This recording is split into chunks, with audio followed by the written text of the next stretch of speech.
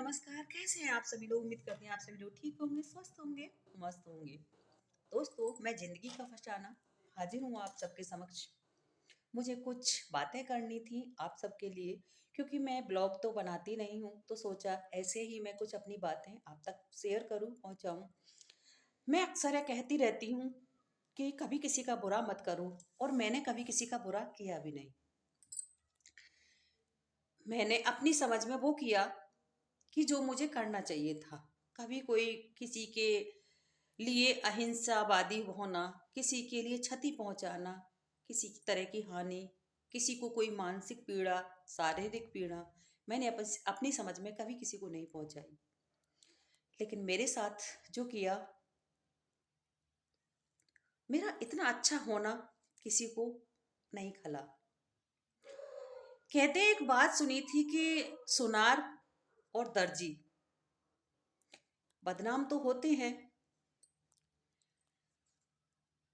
कि सुनार का काम है छोटे छोटे कण को जोड़ करके एक अपने हुनर से कोई भी गहना गढ़ना। दर्जी छोटे छोटे टुकड़ों से भी कुछ न कुछ एक अच्छी पोशाक तैयार कर देते हैं। तो लेकिन मैंने तो वो भी नहीं किया। मेरे लिए न जाने छुपे आस्तीन के सांप क्यों हो गए। आपने सुना होगा, एक कानून का रखवाला, रक्षक अगर भक्षक बन जाए तो ना तो आपको वो बात हजम होगी, और आप फिर वही आदमी खड़ा है कि मैं समाज की रक्षा कर रहा हूं, रक्षा भी नहीं हो पाई। जब एक कवि या कोई हमारी सरकार, शिक्षा से संबंधित जो भी है, वो सारी चीजें जब एक बार कोई चीज किसी चीज के लिए वो निश्चित अवधि के लिए वो तैयार की जाती है, ये तो हमें पता है। हम पढ़े लिखे, पड़ोस में पढ़ा लिखा, जब पड़ोसी समझदार है तो पड़ोसी को कोई भी गलत काम नहीं करना चाहिए, और दूसरा समझदार है तो उसके लिए बदनाम नहीं करना चाहिए।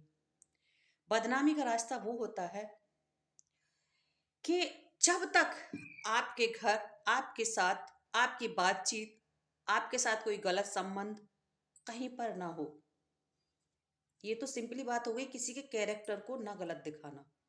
दूसरी बात, जब कोई व्यक्ति किसी का नाम लेकर के अपने घर में उसको अपना रोजी रोटी का जरिया बना लेता है, पत्रकार है, जब उसके अंदर शब्दों की भंडार भरा हुआ है, शब्दों की क्षमता उसके अंदर है, इसका मतलब ये नहीं कि किसी का शोषण करके जब वो अपनी पत्रकारिता करेगा, या पुलिस वाला है तो किसी को टॉर्चर करके जब अपने प्रमोशन के लिए तरीका देखेगा, ये भी नहीं होते।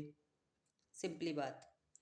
दूसरा एक और बात, वकील किसी को बढ़ते हुए आदमी के पैर खींचकर उसके घर में तबाही, कलह, कलेश मिटा करके एक समाज के लिए प्रेषित करके नमूना तैयार करके कभी नहीं देता कि ये आदमी ऐसा हो सकता है तो वो दूसरा ठीक हो सकता है।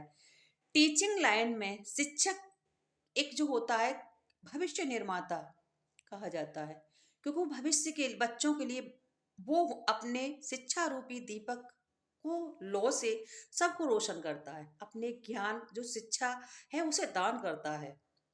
लेकिन आजकल क्या है, कुछ लोग तो उसको शिक्षा डिग्रियां हासिल कर लेते हैं अपने पैसों के बलबूते पर। इसी शिक्षा की पारदर्शिता को और भी अच्छा बनाने के लिए गवर्नमेंट अलग अलग तरीका के प्रयास करती रहती है, कदम उठाती रहती है।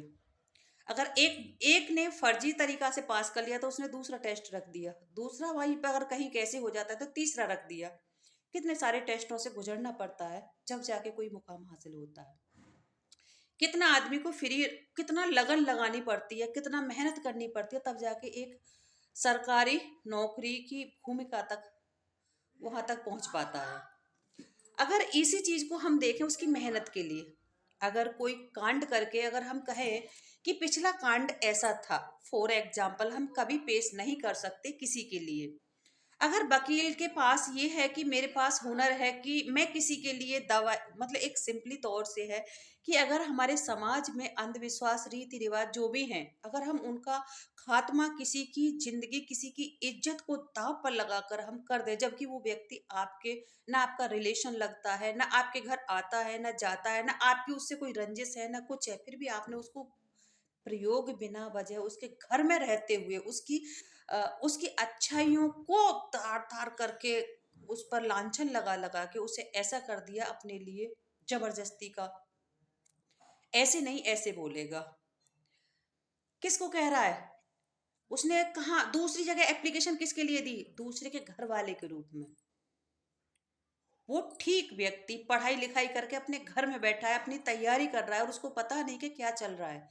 फेसबुक आईडी दूसरा बना के उसके नाम की घूम रहा है, वोटर आईडी दूसरा बना के नाम की घूम रहा है।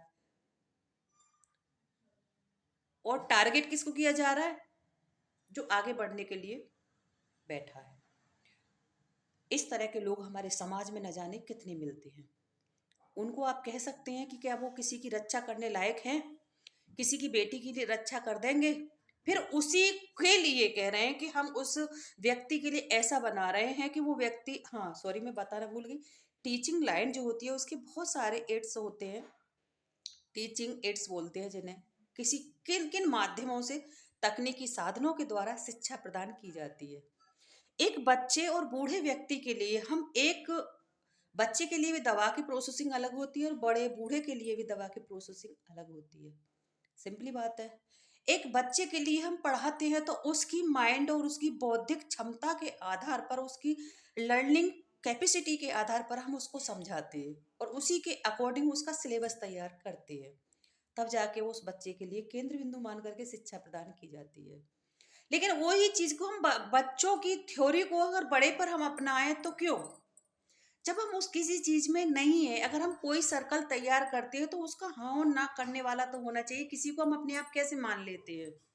ये वकील का माइंड, एक पुलिस वाले का नाम माइंड, एक पत्रकार का माइंड, अपनी क्षमता दिखाने के लिए। अरे जिसके घर पे आपने हल्ला मचाना बंद कर दिया तो वो तो चुप ही हो जाएगा। जिसके घर पर 15 साल 16 साल तक आप डिस्टर्ब कर रहे हो बिना बात के, तो वो तो डिस्टर्ब ही होगा।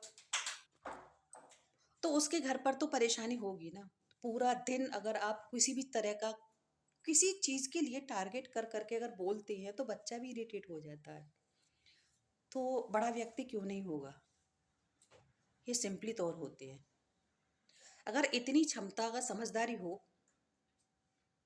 तो आदमी एक महान वैज्ञानिक भी बन सकता था, लेकिन वो उस लायक नहीं था। कहते हैं ना, हर कार्य हर कोई आदमी नहीं कर सकता।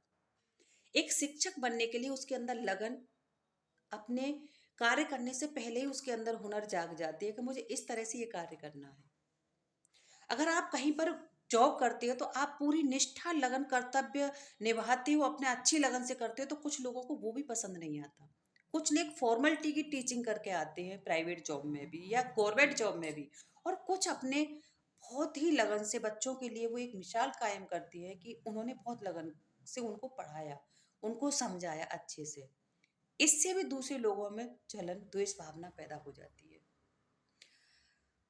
तो ऐसे लोग हैं जहाँ पर मैं सीधा साधा नहीं कहना चाहूँगी, इतना ही है कि जो व्यक्ति किसी की नाम को यूज कर रहा है तो वो अच्छे के लिए यूज नहीं कर रहा। जब फर्क किस पर पड़ रहा है?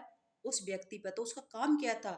उस व्यक्ति को रोकना और अपने आप को ज्यादा अच्छा साबित करना।